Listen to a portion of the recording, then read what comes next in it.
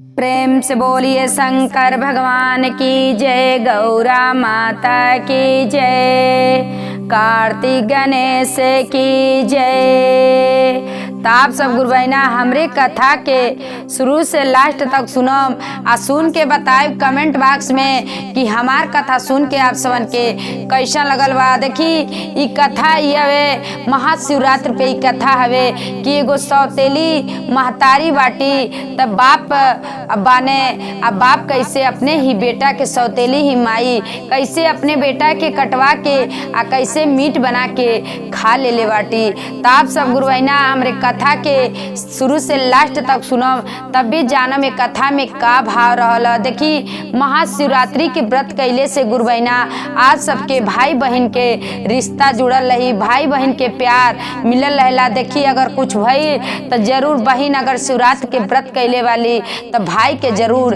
दिन सुधरेला, दिन के उनकर जरूर अजरा। आप सब गुरु बहना हमरे कथा के शुरू से लास्ट तक सुन के आ कमेंट बॉक्स में हर हर महादेव लिखब। देखी गुरु बहना एक गांव रहल, ओ गांव में पति पत्नी लोग रहल, ओ गांव में पति पत्नी लोग रहल लोग। देखी उनके एगो बेटी और एगो बेटा रहना, एगो बेटी एगो बेटा रहने। आज जात के यादव लोग रहल लोग। देखी जात के यादव रहल लोग। आज जब उ बहुत गरीब लोग रहल लोग, बहुत गरीब, लेकिन अपने घरे उ लोग गाय रखले रहल।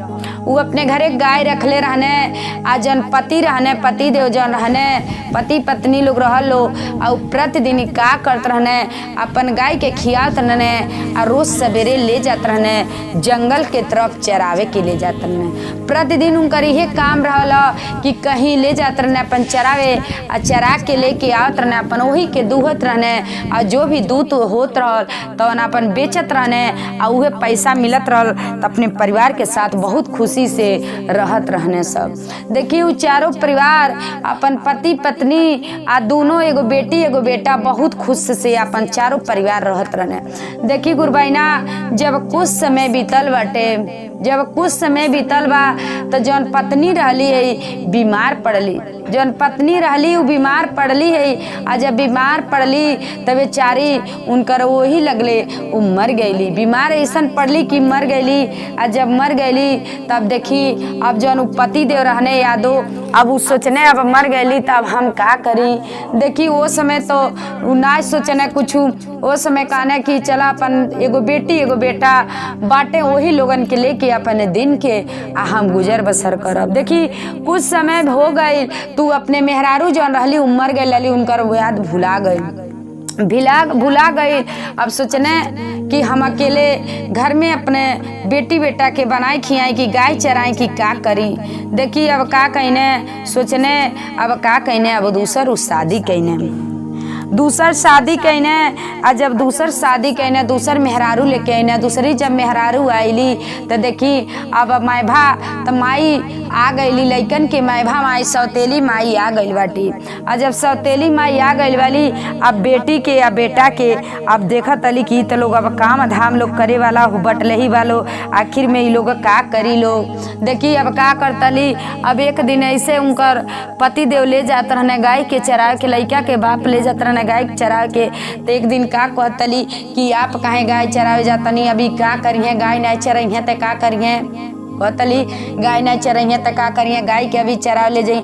देखी अपने पत्नी के दूसरी पत्नी के अपने बात मान के आ बात मान के अपने बेटा के दूसरा दिन कहने अब तू गाय के ले जा चरावे के। देखी अब बेटा के कहने बेटा ले गई ने तो गाय चरावे के, वो गाय चरा के ले गए ने जंगल में ले गए ने। बेचारू ना जानत रहने कब वो गाय चरावे बाप रहने जबले माई जी अली तो नाई कहत रहने बाप आने माई कहली, सोचत रहली कि बेटा अपन बेटी लोग पढ़ी ली लोग कोनो लायक लोग हो जाए तो हमन के जीवन सुधर जाए। लेकिन देखी ना लोगन के लिखल लइकन के ना लिखल पढ़े लिखे के तो का करें।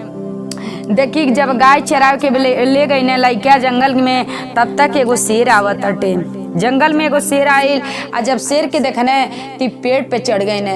आ जब पेड़ पे चढ़ गए ने अब शेर पेड़ पे ताके लगल। पेड़ कहता कि हम तो के पेड़ पे कहता न शेर कहता कि तू पेड़ पे तू पेड़ पे चढ़ गईला, हम अने तो के खाए, हमके बहुत तेज के हमके भूख लगल बा।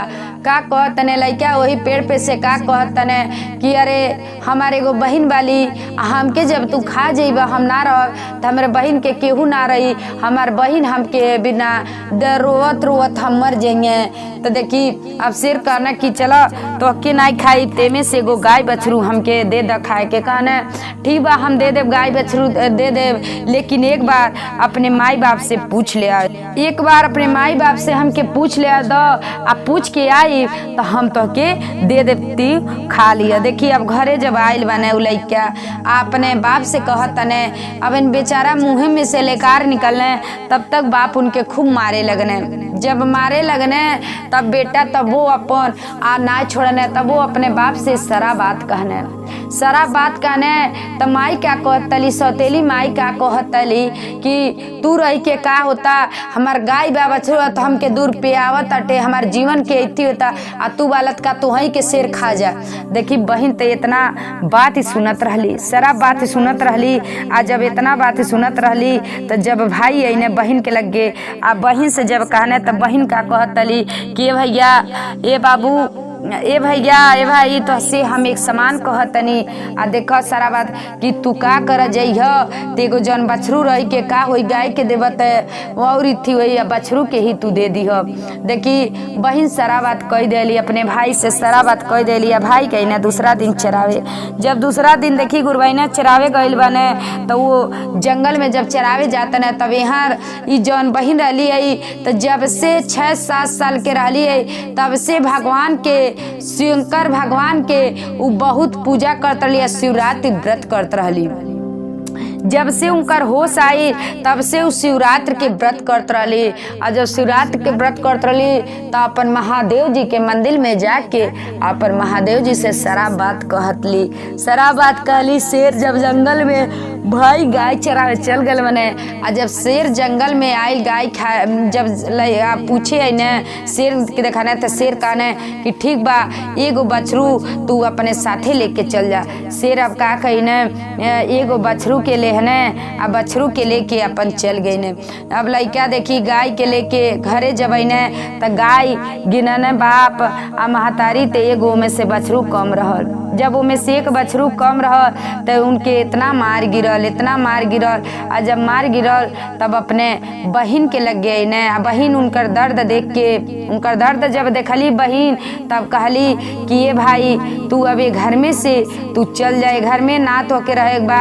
आ एगो देखी महतारी के जवन अंगूठी रहल, आ उहे अंगूठी कहली एगो माई की अंगूठी बा, आ निशानी हम तो के देतनी, आ ये अंगूठी पहन के चल जा, आ कहीं रहब तो कबो तू मिलब ते ये अंगूठी पहचान रही।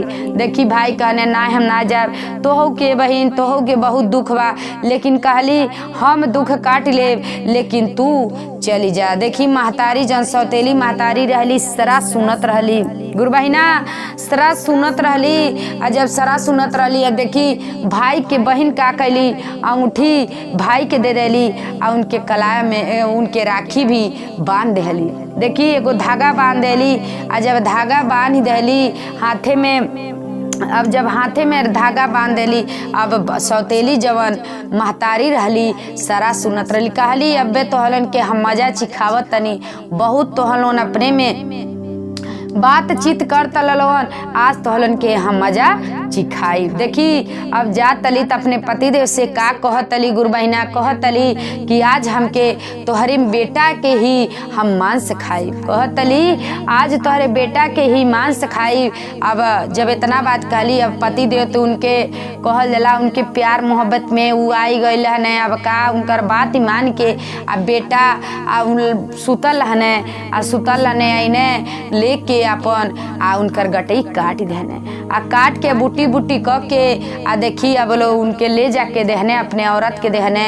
दूसरी और जब ले जाके अपने औरत के देहने वो बढ़िया से बनौली, आ बना के आ खात रह लोग दोनों जानी, अपन दोनों जानी खात रह लो। तब अपने बेटी के बोलौली, बिन के बोलौली, सोचत अली अब का कि आज ले तो हमार महतारी कब्बो तो बोलेबे ना कैली खाए के, आज काहे हमके ही बुलावत अली। देखी भाई के तू खोजत अली, भाई ना बने। भाई के जब महतारी बाप बूटी बूटी मिल के लोग काट देले वालो त कहाँ से भाई मिली है। देखी गईली ते खाना खाए गईली, आ जैसे गुरबैना उ खाना खाए जात अली आ तैसे खाना उनके थाली में परसल बा। तो अपन बात ही सोचत अली कहत अली कि लगता कि का बात हवे कि आज हमके इतना बढ़िया से आई खाना खाए के पूछले वाली। तब तक थाली में देखत अली गुरबैना कि जौन अंगुली में अंगूठी पहनौले रहली उहे अंगुरी उनके थाली में परसाइल रहल। अब चिन्ह गईली कि ते हमरे भाई की अंगुरी ह, हमरे भाई की ही लोग काट देले वालो। अब वही जका कैली थाली में से अंगुरी उठौली और उठा के ले आके अपन घर में फुट फुट के रोए लगली। अपन घर में छाती पीट पीट के, अपन सीना पे हाथ पीट पीट के, मुड़ी पटक पटक के रोए लगली। कहत अली कि हे महादेव जी, हे भोलेनाथ, हे शिव गुरु, ई हमरे साथे का कैनी। एगो हमार भाई ही रहने, भाई बहन मन के दोनों जानी रहनी साथ देव। सौतेली जौन महतारी रहली ई आजू हमार बाप मिल के लोग हमरे भाई के लोग काट दे। देखी ये कुल सोचत अली। तब तक उनके ये याद आई कि एगो बुजुर्ग आदमी, बूढ़ आदमी बात बतियात रहने, कहत ने कि कभी भी केहू मर जाला तो उनकर दाह संस्कार कइल जाला, तो दाह संस्कार कैले से उनकी आत्मा की शांति मिल जाला। देखी इतना बात उनके दिमाग में घुस गए। अब का कैली, उहे अंगुरी लेके नदी के किनारे निकल गईली। जब नदी के किनारे गईली तो ही जा दाह संस्कार करे के सोचली। जब पहले अंगुरी लेके गुरबैना देखी बहुत फुट फुट के, बहुत तड़प तड़प के रोवत अली रोवत के अंगुरी अपन गंगा जी में डालत अली। दाह संस्कार करे के गंगा जी में डालत अली। जैसे डालत अली तैसे वही में से तोता बन के उड़त है। उड़ के आके पेड़ के गाछी पे बैठ के कहत ने, बहिन बहिन हम हे देनवानी। तब तक पीछे मुड़ के देखत अली त तोता। तब पूछत अली कि तू कैसे यहाँ अइला हवा, तू काहे हमके बहिन काहे कहत ला। फुट फुट के रोवत अली।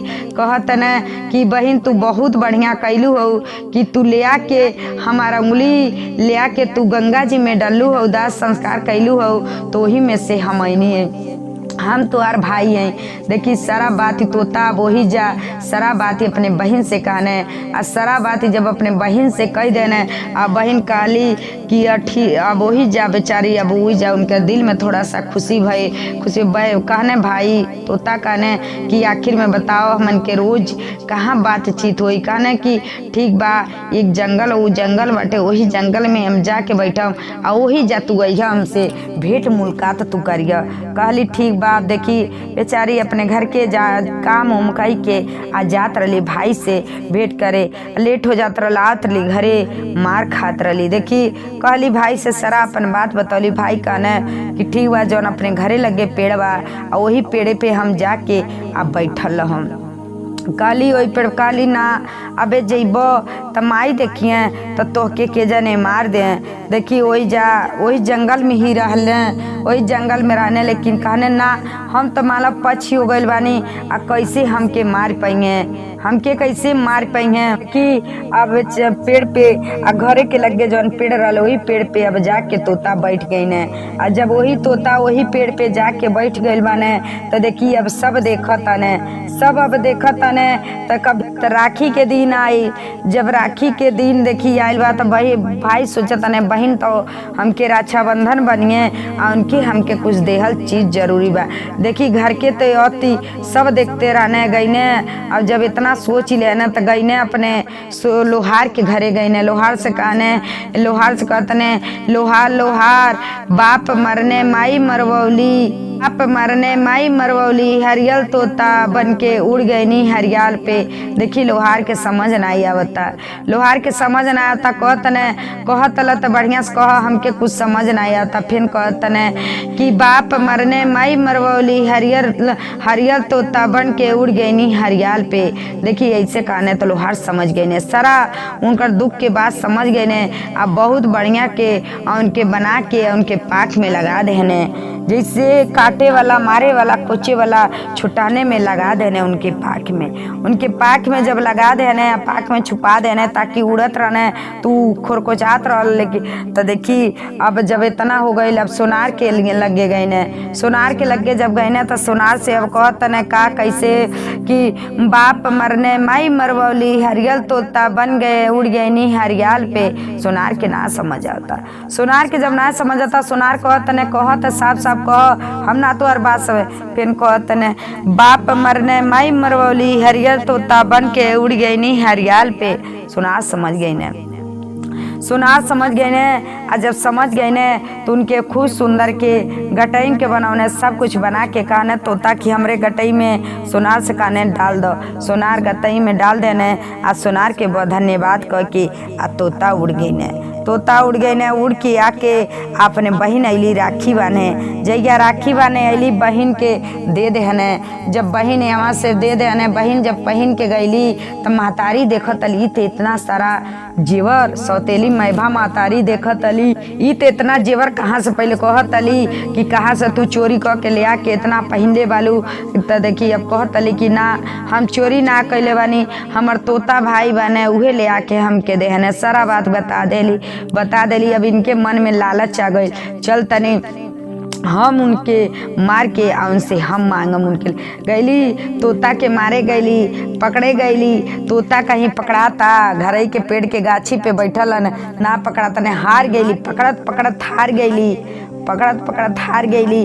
तब आवली आ गुस्सा से अपने बहन के, अपने बेटी के बहुत मार मरली। अब मार के जेना जेवर सब छीन लेली। आ जब छीन लेली अब देखी दूसरा दिन गईली अपने भाई से भेंट करे, तोता से अपने भाई से भेंट करे। जब जात अली अपने भाई से जब भेंट कर गईली, भाई देखत नहीं था हमारे बहन के गला में कुछ ना बटे। आखिर में सारा का सब तोता पूछने सारा बात, या बहन सारा बात बतौली। काली माई मार के सरा ले लेली। देखी अब तोता के गुस्सा लगल, कहत ने तोता अब ये लोगन के पाप के घड़ा भर गईल बाटे, ये लोगन के पाप के घड़ा भर गईल बाटे, हम देहनी है तू ले लेली। देखी अब बेचारी सब बात कह के आ गईली घरे। आ जब घरे गईली तो घर झाड़त रहली, कार करत रहली। आ जब कार करत रही तब बाप महतारी, सौतेली महतारी बाप मिल के आ लड़की के मारे लगलो। जब लड़की के देखी गुरबैना मारत लोग, सारा तोता देखत ने। आ जब तोता देखत तोता के अति हो गई तब उड़ के आ उड़त ऐसन गई ने कि जौन लोहार रहने लगौले रहने उनके पाख में, आ उहे दोनों जानी के आँखी में कोचा गए। आ जैसे आँखी में कोचाई तो दोनों जानी लोग गिर गए लो, दोनों जानी गिर गए लो। आ गिर के लोग कहता लोग का कि आखिर में तोता हम का गलती करी, का तू हमार हवा, काहे तू हमके का कैला हवा, कहने कि काहे तू हमके मारा तला। तोता कहने कि आज हम तोहार बेटा हैं, तू हमार सौतेली महतारी हऊ। आज बाप हमके कटने आ मीट बना के तो हम लोगन खा ले लो। आ जौन अंगुरी रहल हमार भाई के बहन के थाली में गई, हमार बहन ले जाके अंगुरी के दाह संस्कार कैली। हम तोता बन गईनी, आ तोता बन के अपने बहन के सब रक्षा करत रहनी। आज तो वालन के पाप के घड़ा भर गईल बा, आज तो वालन के खत्म हो, वही जा वालन के जीवन समाप्त हो गई। देखी जीवन दोनों जानी के समाप्त हो गई। अब वही जब भाई कहत ने कहा कि बहन ई नगर छोड़ के यहाँ रहल जाई, तो हमन के कुछ याद आई, ये लोन के याद आई, नगर हमन के छोड़ दे। देखी भाई के काले तोता काले पे बहन छोड़ देली। आ छोड़ के जात एगो शंकर भगवान के मंदिर पड़ल, महादेव जी के मंदिर पड़ल। वही जा के लोग अपन लोग रहे लगल लो। आ रोज सवेरे उठे लोग शंकर भगवान के पूजा करे लो। आ वही जा तोता बन के अपने पाक से रोज नहा के आ रोज ले आके जौन कुछ अपन कैसे वैसे करे हो। देखी एक दिन शंकर भगवान प्रसन्न भईने, भू महादेव जी खुश भईने, तो अपन दर्शन दिखौने, कहने पूछने कि का चाहिए। वो लड़की से पूछने का चाहिए। आखिर में तोह लोगन इतना तप लोगन कर तला, आखिर में काहे। देखी सारा भोलेनाथ महादेव जी सारा बातें जानते बानी। लेकिन लड़की कहली का सारा बात ये अपन बतौली या बता के कहली कि जौन तोता बाने हमार भाई रहने हमें हमार माई बाप मिल के लोग काट दिलो आ ले जाके इनके गंगा जी में दाह संस्कार कैनी तो तोता बन गई ने इनके। हे भोलेनाथ, हे महादेव जी, हे शिव गुरु, हमार भाई पहले जैसे रहने वैसे भाई आप बना दी। देखिए वही जब महादेव जी उनके भाई बना देने, लड़का जैसे रहने पहले वही से बना देने, भाई बहन के रिश्ता वही जब जुड़ गए बाटे। देखी गुरुबैना जवन बाप महतारी लोग रहल लो अपने बेटी बेटा के लोग कसाई बनल लो तो खुद के देखी बेटा ही बाद में महादेव जी बेटा के ही बाद में काट देले बाने। लेकिन कैसो बाप ही बेटा के बाप के तो आप महतारी के मरने तो देखी जन बही रही महाशिवरात्रि के व्रत करत रही, महादेव जी के व्रत करत रही तो देखी भाई बहन के रिश्ता महादेव जी ना खत्म कैले बानी, जोड़ देले बानी। तो आप सब गुरुबैना शिवरात्रि के व्रत कैले से यही आप सबके सब मनोकामना पूर्ण होला। तो आप सब भी गुरुबैना महाशिवरात्रि के व्रत करब। हर हर महादेव।